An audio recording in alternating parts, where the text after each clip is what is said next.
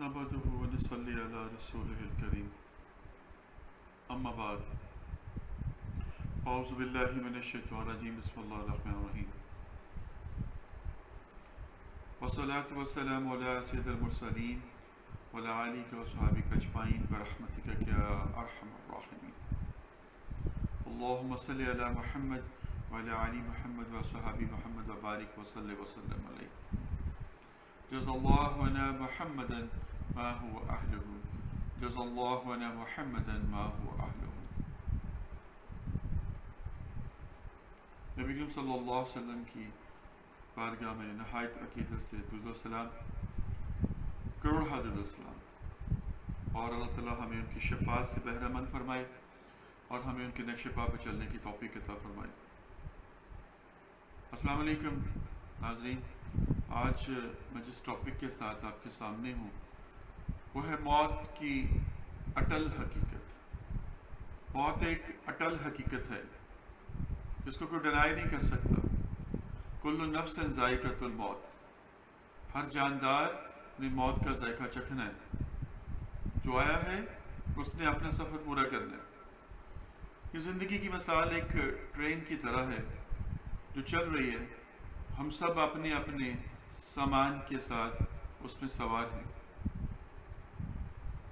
ہر ایک کے پاس ٹکٹ ہے، جس کا اسٹیشن آتا ہے وہ وہاں پر اتر جاتا ہے، اپنے سامان کو اکٹھا کرتا ہے اور چل پڑتا ہے، اور ٹرین پھر چل پڑتی ہے، اور یہ تب رکے گی جب آخری مسافر کو اس کی منزل تک پہنچا دے گی۔ زندگی کی ٹرین ہے جی یہ، اور اس کی منزل ہے قبر، میت کو قبر میں اتار دینا۔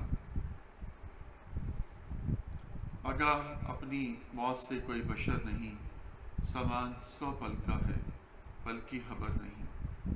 ہم بڑے بڑے عہد و پیمان باندھتے ہیں، بڑے بڑے پلان کرتے ہیں، 5 years plan, 7 years plan, 10 years plan, seconds کا نہیں پتہ اگلا سیکنڈ ہمارا ہے یا نہیں ہے۔ ہم اپنی زندگی کے اندر اپنی خواہشات اور اپنے معاملات کے پورا نہ ہونے کے اوپر بہت جلد موت کی خواہش کرنا شروع کر دیتے ہیں۔ اس سے بہتر ہے کہ مجھے موت آ جائے، اس سے بہتر ہے کہ میں مر جاؤں، اس زندگی سے بہتر ہے کہ ایسا ہو جائے۔ تو رب تعالیٰ کی ذات کو یہ بات سخت ناپسند ہے کہ ایک انسان موت مانگے۔ نبی پاک صلی اللہ علیہ وسلم نے منع فرمایا کہ موت نہ مانگو۔ اس کی 2 وجوہات ہیں۔ اگر تو تم فاسق ہو، گنہگار ہو، تو تمہیں توبہ کا وقت ملے گا، موقع ملے گا توبہ کرنے کا، اور اگر تم نیکوکار ہو تو اور زیادہ نیکیاں اکٹھی کر لو گے۔ تو موت نہیں مانگنی چاہیے، موت کو یاد رکھنا چاہیے، ہر پل موت کو یاد رکھیے کہ ملنا ہے اپنے رب کے ساتھ۔ نبی کریم صلی اللہ علیہ وسلم نے 3 قسم کے لوگوں کا تذکرہ کیا۔ ایک شخص وہ جو ہر وقت دنیا کمانے کے چکر میں لگا رہتا ہے، ہر وقت، صبح شام دن رات، اس کے ہر وقت کیلکولیٹر آن ہوتے ہیں، اس کے دماغ کے اندر پلانس چلتے رہتے ہیں کہ کیسے میں دنیا کو اکٹھا کر لوں، کیسے مال و دولت لے لوں، کیسے بڑی بڑی کوٹھیاں کاریں بنا لوں۔ ہر وقت وہ فکر دنیا کے اندر ہے۔ اور ایک وہ شخص ہے جو موت کو تو یاد رکھتا ہے۔ پہلے والا شخص موت کو بھولا ہوا ہے، دوسرا شخص وہ جو موت کو تو یاد رکھتا ہے لیکن اس گمان کے ساتھ میں گنہگار ہوں تو میں زیادہ سے زیادہ نیکیاں اکٹھیاں کروں، تو اس کی طلب نیکیاں ہوتی ہے، نیکیاں کمانا ہوتا ہے، اپنے گناہوں کو بخشانے کے لیے وہ لگا رہتا ہے، اور نیکوکار بننے کے لیے کرتا ہے، موت کو یاد کرتا ہے۔ اور تیسرا شخص وہ ہے جو موت کو ہر وقت یاد رکھتا ہے، اس سے غافل نہیں ہے اور تیار ہے اپنے رب کے سامنے پیش ہونے کے لیے۔ نبی کریم صلی اللہ علیہ وسلم فرمایا سب سے اچھا جو ہے وہ 3 نمبر والا ہے، اس کے بعد 2 نمبر والا، اور اس کے بعد پہلے نمبر والا، جو دنیا کو بھولا ہوا ہے، دنیا کو یاد رکھا ہوا اس نے، آخرت کو بھولا ہوا ہے، وہ سب سے بدترین ہے۔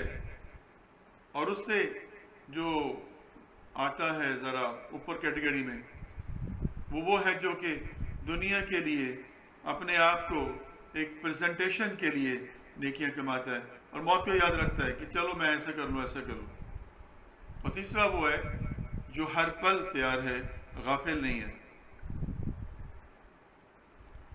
اسرائیل کہتے ہیں کہ میں تم گھر والوں کو تم سے زیادہ بہتر جانتا ہوں. میں دن میں 5 مرتبہ ہر گھر میں نظر کرتا ہوں کہ میری کتاب میں آج کسی کا نام تو نہیں ہے جس کی میں نے جان کو قبض کرنا ہو. یہ اللہ کا بڑا انعام ہوتا ہے کہ جب اللہ تعالیٰ موت کے وقت کلمہ نصیب فرما دیتا ہے. اور جو اللہ کے نیکوکار بندے ہوتے ہیں ان کی تو زبان پہ ہر وقت کلمہ رہتا ہی ہے، لیکن پھر بھی اللہ اگر اس وقت اپنے کرم فرماتا ہے تو فرشتے کے ماتھے پہ کلمہ لکھ دیتا ہے اور وہ ٹک اس کو دیکھتے ہوئے کلمہ پڑھ لیتا ہے. آپ دیکھتے نہیں ہیں جس کی جان نکلنے والی ہوتی ہے اس کی آنکھیں پتھرا رہی ہوتی ہیں، ٹک لگ جاتی ہیں ایک خاص سمت کے اندر. وہ ان کو دیکھ رہا ہوتا ہے جو آگے ہوتے ہیں. قرآن میں اللہ فرماتے ہیں کہ جب جان ہنسلی تک پہنچ جاتی ہے تو میں کہتا ہوں ہے کوئی دھم اور جھاڑ والا جو اس جان کو روک لے جانے سے؟ نہیں. جب موت آ جاتی ہے تو پھر اٹل ہے وہ موت، اٹل ہے. اس سے مت ڈریے، اس کو یاد رکھیے. ڈرنا نہیں ہے اس سے، اس کو یاد رکھنا ہے اور اپنے اعمال کو بہتر کرنا ہے. ورنہ ہماری مثال اس مسافر کی طرح ہوگی کہ جس نے سفر تو بہت لمبا کرنا ہے لیکن اس کے پاس زیادہ راہ کچھ نہیں ہے، سامان کچھ نہیں ہے. اپنے پاس سامان اتنا رکھیے کہ آپ کو زندگی کی یہ صحبتیں جو ہیں یہ آسانی کے ساتھ اللہ طے کرنے کی توفیق دے. اب نیک روح، فاسق روح یعنی کہ جو بری روح ہوتی ہے، اور ایک مشرک کی روح. نبی اکرم صلی اللہ علیہ وسلم فرمایا جب جو اسرائیل آتے ہیں ایک نیک انسان کی روح کو قبض کرنے کے لیے تو ان کے ساتھ جنت سے فرشتے بھی آتے ہیں جو جنت سے کفن لے کر آتے ہیں اور کستوری جیسی خوشبو لے کر آتے ہیں اور کچھ فاصلے پر آ کے بیٹھ جاتے ہیں. ادھر اسرائیل علیہ السلام روح کو قبض کرتے ہیں اور ادھر وہ کہتے ہیں بس آپ کا کام پورا ہو گیا، اسے ہمیں دے دیجیے. وہ اس روح کو کفناتے ہیں جو جنت سے کفن لے کے آیا ہوتے ہیں، اس میں پھر خوشبو لگا کر اس کو تو لے کے چلتے ہیں پہلے آسمان پہ. پہلے آسمان پہ جو موجود فرشتے ہوتے ہیں وہ اس کا پوچھتے ہیں تو کہتے ہیں کہ نیک انسان کی روح ہے جس کو ہم لے کر آ رہے ہیں. اس کا نام پکارا جاتا ہے اور وہ اس پہ سلامتی کی دعا دیتے ہیں اس کو، وہ فرشتے، اور پھر وہ سب فرشتے مل کر پہلے آسمان پر اس کی نماز جنازہ پڑھاتے ہیں. اس طرح سے یہ عمل پہلے، دوسرے، تیسرے، چوتھے، پانچویں، چھٹے، ساتویں آسمان تک ہوتا ہے. جب اللہ کے پاس پہنچتی ہے وہ روح تو اللہ سبحانہ وتعالیٰ فرماتے ہیں کہ اے مطمئن روح آ جا، تیرے اعمال پہنچ چکے ہیں یہاں پر،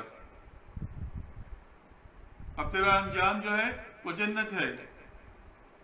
اور فرشتوں سے کہتے ہیں اس کا ریکارڈ جو ہے، اس کا نام جو ہے اللین میں، جو کہ نیک روحوں کو لکھنے والا رجسٹر ہے، اس میں درج کر لو. پھر اسے کہتے ہیں چونکہ میں نے تجھے مٹی سے پیدا کیا اور وعدہ ہے میرا کہ مٹی سے ہی اٹھاؤں گا اور میں واپس تمہارے بدن میں تمہیں بھیج رہا ہوں. اس کی قبر میں اس کو منتقل کر دیا جاتا ہے، وہاں پر اس کی قبر کو 70 ہاتھ کشادہ کر دیا جاتا ہے، کھولا کر دیا جاتا ہے. اور جنت کی پہلے جہنم کی ایک کھڑکی کھولی جاتی ہے جس میں جہنم کے نظارے دکھائے جاتے ہیں، عذاب دکھائے جاتے ہیں. اس کو بند کر کے پھر جنت کی جو کھڑکی کھولی جاتی ہے جس میں بہترین خوشبوئیں، نظارے، ٹھنڈی ہوائیں آتی ہیں. فرشتے کہتے ہیں اگر تو نیک اعمال نہ کرتا تو تیرا انجام یہ جہنمی والا ہونا تھا. اب چونکہ تو نے اچھے عمل کیے اس لیے اب تیرے لیے جنت کا جو ہے ہوائیں آتی ہیں تیری قبر میں، اور انتظار کر قیامت کا کہ جب روز محشر برپا ہو جائے تو وہاں پر تو جو ہے اللہ کے سامنے پیش ہوگا. تو یہ تیرا ان ہے، ابھی چاہ پانی جس کو کہتے ہیں آپ. اور جو فاسق فاجر روح ہوتی ہے، وہ نگار کی روح ہوتی ہے،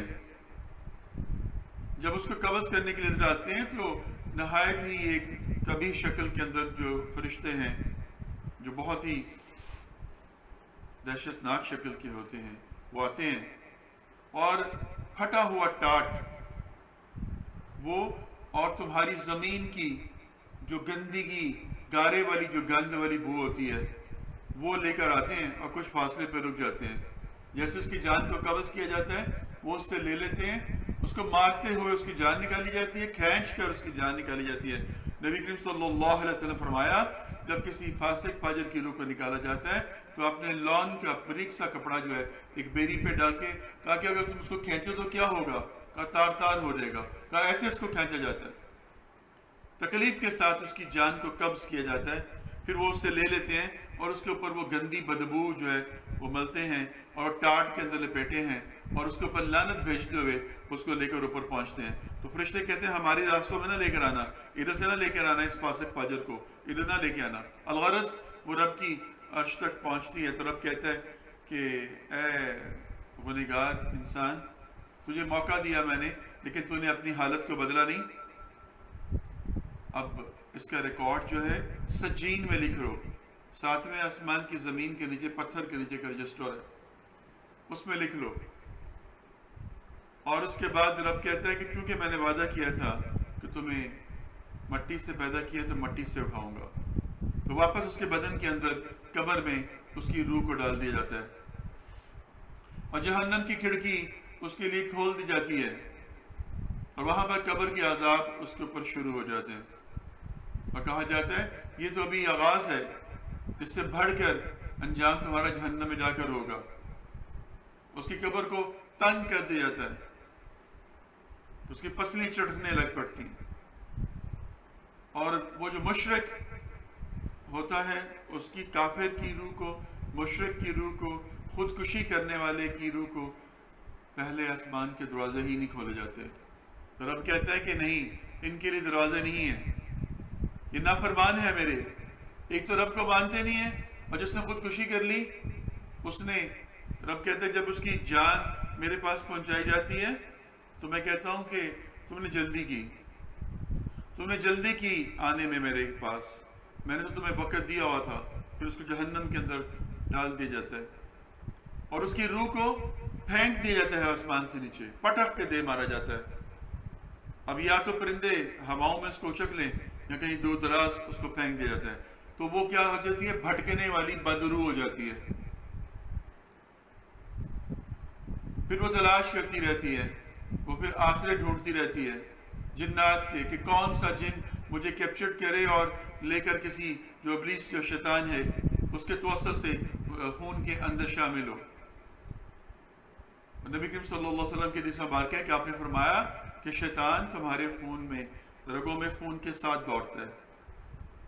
تو یہ ایسے ہی معاملات ہوتے ہیں کہ پھر یہ انسانوں کے اندر بھی ان کا اختلاط ہوتا ہے اور اس طرح کے مسئلے چلتے ہیں۔ عذاب ہے، قیامت تک کے لیے بھٹکنا ہی اس کا عذاب ہے۔ اللہ اکبر کبیرہ، استغفر اللہ۔ اپنے اعمال کو درست کر لیجئے، اپنے معاملات کو ٹھیک کر لیجئے۔ زندگی بہت آسان ہے، دین بہت آسان ہے، ہم نے اس کو مشکل کر لیا۔ دین حنیفی ہے، آسان دین ہے، لیکن ہم نے اس کو بہت کمپلیکیٹڈ کر لیا۔ خواہشات کے انبار ہیں، اپنی موت بھولے ہوئے ہیں۔ جب ایک میت کے اوپر بیٹھ کر آپ بیگ ڈالتے ہیں، روتے پیٹتے ہیں، دو کام نہ کیجیے گا، یہ ریکویسٹ ہے میری آپ سے۔ ایک تو یہ کہ کبھی بھی یہ مت کہیں کہ بڑا برا کیتا ہے، بڑا برا ہوا، کسی کی پودگی کے اوپر یہ مت کہیں کہ بہت برا ہوا، ظلم ہے، ظلم۔ یہ مت کہیں کہ ظلم کر دیا، برا ہوا، وقت سے پہلے چلا گیا۔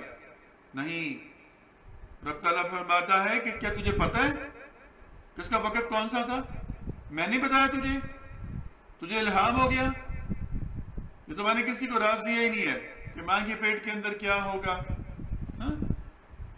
قیامت کب آئے گی اور کب تک زندگی ہے۔ تو نے کیسے اسیوم کر لیا؟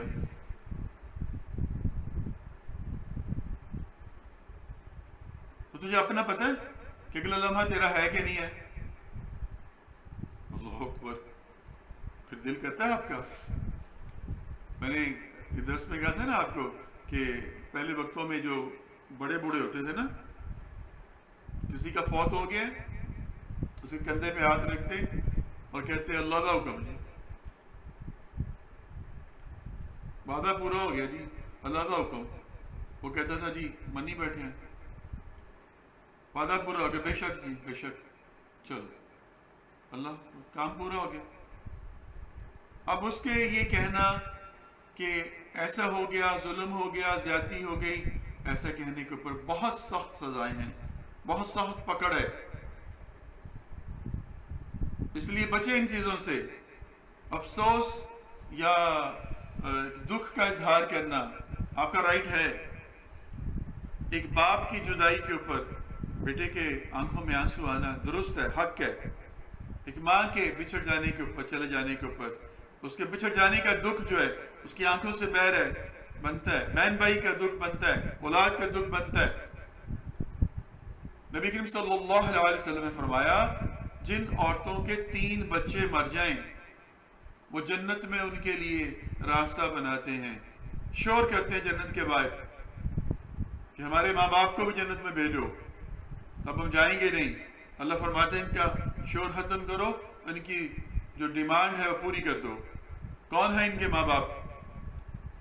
تو اس لیے کہا کہ جن کے بچے ابارٹ ہو جاتے ہیں نا، یا پیدا ہوتے ساتھ ہی فوت ہو جاتے ہیں، تو ان کے نام رکھا کریں، حدیث مبارکہ ہے، وہ پہچان بنیں گے آپ کی۔ ایک عورت نے پوچھا یا رسول اللہ صلی اللہ علیہ وسلم جس کے 2 ہوں، آپ نے فرمایا بے شک اس کے لیے بھی یہ ہے۔ تو میں نے کہنے کا مطلب صرف اتنا سا ہے کہ آپ اور میں موت کو بھول چکے ہیں، ہمیں خواہشات دنیا اتنی زیادہ ہے کہ ہمیں موت بھولی ہوئی ہے۔ اٹل حقیقت ہے۔ موسیٰ علیہ السلام کے پاس اسرائیل علیہ السلام آئے تو ان کی جان کو قبض کرنے کے لیے، موسیٰ بہت جلالی تھے، انہوں نے اتنی زور سے ان کو تھپڑ مارا، مکہ مارا، ان کی آنکھ پھوڑ دی، فرشتے کی آنکھ پھوڑ دی۔ اسرائیل علیہ السلام اللہ کے پاس گئے اور کہا کہ آپ کے بندے نے تو میری آنکھ پھوڑ دی ہے، وہ تو آنا نہیں چاہتا۔ اللہ نے ان کی آنکھ کو ان کی جگہ پہ رکھا، ٹھکانے پہ، اور کہا کہ جاؤ میرے بندے سے کہو کہ ایک صحت مند بیل کی پیٹھ کے اوپر ہاتھ پھیرے ایسے، اور اس میں سے ایسے کھینچ کے جتنے بال ہاتھ میں آتے ہیں اتنے سال گن لے۔ واپس آئے، موسیٰ کو بتایا، موسیٰ نے کہا اس کے بعد کیا ہوگا؟ کہا اس کے بعد بھی موت؟ کہا تو ابھی آ جائیے۔ اگر اس کے بعد بھی موت ہی ہے تو وائی ناٹ ناؤ؟ یہ ہے ایمان، یہ ہے یقین۔ جو رب سے ملنے کا یقین رکھتا ہے، رب سے ملاقات کا یقین رکھتا ہے، اس کے لیے زندگی تو ایک مسافر خانہ ہے۔ آپ نیکیاں کرنے کے چکر میں، اچھے بننے کے چکر میں اگر لمبی عمر مانگتے ہیں یا موت کو بھی یاد کرتے ہیں تو غلط ہے۔ آپ رب سے ملاقات کی امید کیوں نہیں رکھتے؟ آپ یہ کیوں نہیں کہتے جو میرے نبی صلی اللہ علیہ وسلم نے فرمایا کہ رفیق اعلیٰ کے ساتھ ملاقات کرنے کے لیے میں بےتاب ہوں؟ جبریل نے کہا کہ وہ بھی بےتاب ہے آپ کے لیے، تو لبیک ہو گیا۔ تو آپ یہ کیوں نہیں کرتے؟ رابعہ بصری جو ہے ان کی میں پڑھ رہا تھا کہ ایک شخص کو دیکھا کہ وہ جنت اور جہنم کے بارے میں بتا رہے، جنت میں یہ ہوگا، جہنم میں یہ ہوگا، جنت میں یہ ہوگا، جہنم میں یہ ہوگا۔ تو انہوں نے کہا کیوں ان کو جھوٹی امیدیں دلا رہے ہو؟ سچی محبت پیدا کرو ان کے دل میں، سچی امید پیدا کرو، سچی لو لگاؤ۔ انہوں نے کہا بھائی صاحب وہ کیا؟ کہا جنت اور جہنم بنانے والے کی محبت پیدا کرو ان کے دل میں۔ جب اس کی محبت پیدا ہو جائے گی پھر ان کی نظر میں جنت اور جہنم کا فلسفہ کلیئر ہو جائے گا، پھر وہ رب کی چاہ میں جائیں گے۔ فادخلی عبادی فادخلی جنت۔ رب پھر کہے گا کہ مطمئن روح، نفس مطمئنہ آ جا، داخل ہو جا۔ نفس مطمئنہ کی بات کی میں نے، مطمئن نفس، جو کچھ مل گیا الحمدللہ، مصیبت آ گئی الحمدللہ، استغفر اللہ۔ زندگی میں اپنے اندر کچھ چیزیں پیدا کیجیے اور کچھ چیزوں کے نکالیے۔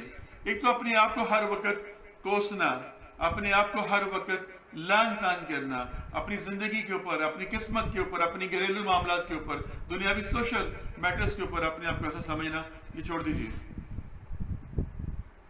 اللہ کو پسند نہیں ہے۔ جب اس نے پیدا کرتا ہے انسان کو تو اس کی تقدیر، اس کا رزق لکھ دیتا ہے، اس کی موت لکھ دیتا ہے، اس کے اعمال لکھ دیتا ہے۔ ہم پپٹس ہیں، پتلیاں ہیں، نیچے والی انگلیوں کو دیکھیں کیا ہے، جیسے حرکت کر رہی ہیں ہم حرکت کر رہے ہیں۔ موت کو یاد رکھیے، ہر وقت یاد رکھیے۔ اللہ کے سامنے پیش ہونے کو یاد رکھیے۔ اللہ اکبر۔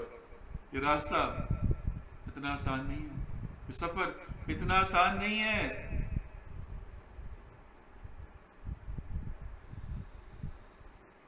زندگی میں ایسے بسیرا کریں، ایسے رکیں جیسے کہ میرے نبی صلی اللہ علیہ وسلم استراحت فرماتے تھے.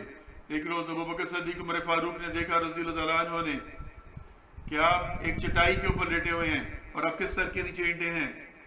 وہ چٹائی کے نشان آپ کے بدن مبارک کے اوپر آ گئے ہیں، آنکھوں میں آنسو آ گئے، کیسر و کثرت و محلات میں رہیں، اور جو کائنات کا جو عظیم انسان ہے وہ اس طرح سے زمین پر.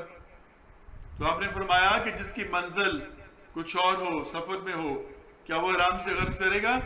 میرا ٹھکانہ یہ نہیں ہے، میرا ٹھکانہ آخرت ہے. یہ تو مسافر خانہ ہے، وقتی سفر ہے، گزر جائے گا. نبی کریم صلی اللہ علیہ وسلم ایک قبر سے گزرے، 2 قبریں دیکھیں، رک گئے، بیٹھ گئے اور کہا کہ تم پتہ ان دونوں قبروں والوں کے اوپر عذاب ہو رہا ہے؟ اللہ اکبر، عذاب ہو رہا ہے. اب جو غیب کے علم کی بات کو ڈسکس کرتے ہیں اور بڑی حیل و حجت کے ساتھ میرے نبی کو کیا کیا بولتے ہیں، میں صرف اتنی سی بات کہوں گا کہ اپنے ایمان کو، اپنی سوچ کو، اپنی نظر کو درست کر لیجئے. اللہ اور اللہ کے رسول کا معاملہ ہے، اس میں مت آئیے. ہر وقت کا غائب اللہ کے پاس ہے، ہر وقت کا غائب اللہ کے پاس. من ذا الذی یشفع عندہ الا باذنہ، وہ جس کو چاہے جتنا چاہے عطا کر دیتا ہے، لیکن وہ مستقل نہیں ہے، مستقل رب کے پاس ہے. لیکن جب رب چاہے عطا کرتا ہے. اطلاع نبیوں کے پاس وحی کا ذریعہ، صالحین، ذاکرین، عابدین کے پاس علم لدنی القا، آپ کے دل کے اوپر کیفیت کا وارد ہو جانا. بات اور طرف چلی جائے گی لیکن اس کو سمیٹتے ہوئے صرف اتنی سی بات کہوں گا. جیسے کمرہ امتحان میں ایک بچہ، ایک اسٹوڈنٹ، وہ بیٹھتا ہے، جب کویسچن پیپر کو پڑھتا ہے تو پہلا سوال پڑھتا ہے، اس کے دماغ کے اندر اس کا وہ سارا آ جاتا ہے اور وہ لکھنا شروع کر دیتا ہے. وہ کہاں سے نقل مار رہا ہے، وہ کہاں سے اس کو نظر آ رہا ہے، کون سی سلائڈ سامنے کھلی ہوئی ہے، اور وہ لکھتا جا رہا ہے، لکھتا جا رہا ہے، لکھتا جا رہا ہے، لکھتا جا رہا ہے، سوال کا جواب پورا لکھ لیتا ہے. یہ ہے علم. رب اس طرح سے آپ کے دلوں کے اوپر، آپ کے نفوس کے اوپر، آپ کے دماغ کے اوپر، آپ کے اذہان کے اوپر قابو کر لیتا ہے اور پھر چلنا شروع ہو جاتا ہے. اگر آپ کو شک ہے تو صحیح بخاری کی جو حدیث ہے پڑھ لیجئے. جب ایک شخص اللہ سے محبت کرتا ہے، نفل عبادات کرتا ہے، تو اللہ اس کو اپنا قرب دے دیتا ہے. پھر جبریل سے کہتے ہیں کہ میں اس سے محبت کرتا ہوں، تم بھی اس سے محبت کرو. وہ اعلان آسمانی دنیا میں کر دیتے ہیں، میں اور اللہ سے محبت کرتے ہیں، آپ بھی کریے. پھر سب اس سے محبت کرتے ہیں. پھر اللہ سبحانہ وتعالیٰ فرماتے ہیں کہ دنیا کی نظر میں اس کے عزت کے جھنڈے لگا دیتا ہوں، اس کا ہاتھ بن جاتا ہوں، اس کی آنکھ بن جاتا ہوں، اس کے ہونٹ بن جاتا ہوں، اس کی زبان بن جاتا ہوں، اس کے پاؤں بن جاتا ہوں. الغرض میں سارے اس کے اعضاء بن جاتا ہوں. وہ لا ہو جاتا ہے، میں ثابت ہو جاتا ہوں. پھر اس کے منہ سے نکلنے والی دعا کو میں سنتا ہوں. تو رب جس طرح سے چاہے. خضر اور موسیٰ کا میں نے واقعہ سنایا آپ کو، اس میں خضر کے پاس کون سا نبی ہونے کا علم تھا. خیر، موت کو یاد رکھیے جی، ہر وقت موت جو ہے ہر وقت یاد رکھیے، ہر وقت یاد رکھیے. سرکار دو عالم بیٹھے، آپ نے کہا کہ ان پہ عذاب نازل ہو رہا ہے اور کسی بڑے مسئلے میں نہیں ہے. ایک پیشاب کے قطروں سے بچتا نہیں تھا اور ایک چغل خوری کرتا تھا. آپ نے ان کے لیے دعا فرمائی اور حضرت کی ایک ٹہنی توڑ کے لگا دی کہ جب تک یہ ہری رہے گی ان سے عذاب چلتا رہے گا.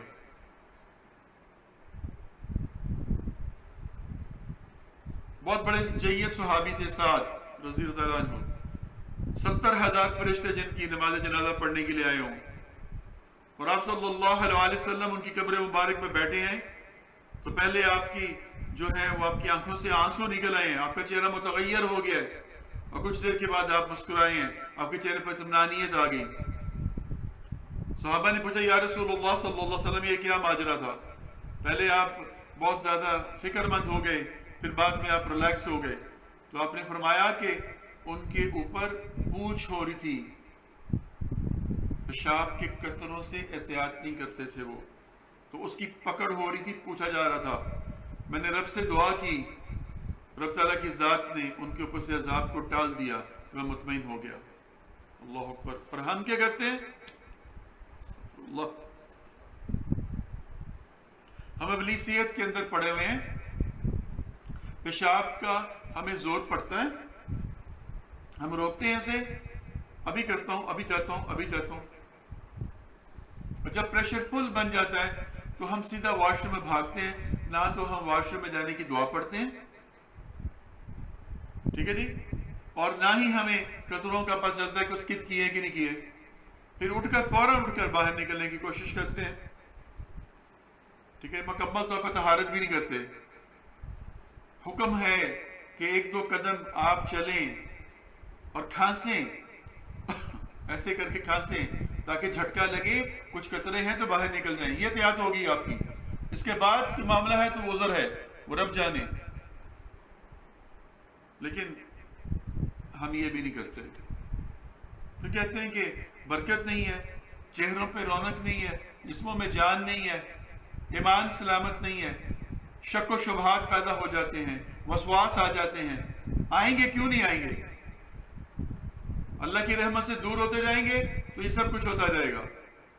خدا کی قسم آپ کے ساتھ بڑی محبت سے یہ بات شیئر کر رہا ہوں، اللہ بڑا غفور و رحیم ہے، بہت غفور و رحیم ہے، 70 ماؤں جیسی شفقت رکھتا ہے وہ۔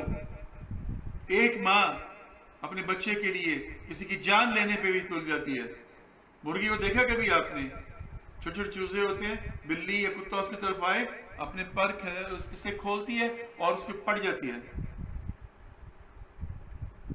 تو علم ہے کہ یہ مجھے بھی کھا سکتا ہے، لیکن پھر بھی وہ اس سے بات تھی، اس کو پڑ جاتی ہے، اس کو پڑ جاتی ہے۔ تو یہ جذبہ اس کے اندر کہاں سے پیدا ہوا؟ رب تعالیٰ کی ذات نے پیدا کر دیا۔ بس میں آپ سے یہی کہوں گا کہ موت ایک اٹل حقیقت ہے، اس کو یاد رکھیے اور اپنے اعمال کو درست کیجیے اور تیاری کیجیے آخرت کے لیے۔ آخرت کا معاملہ، قبر کا معاملہ انشاءاللہ پھر ایک نیکسٹ درس کے اندر آپ کو بتائیں گے۔ ابھی جو کچھ بتایا ہے اس کے لیے اپنے آپ کو یکجا کیجیے اور اپنے معاملات کو درست کیجیے۔ اللہ تعالیٰ مجھے بھی اور آپ کو بھی اس پر عمل کی توفیق عطا فرمائے۔ وما علینا الا البیان۔ صدق اللہ العظیم۔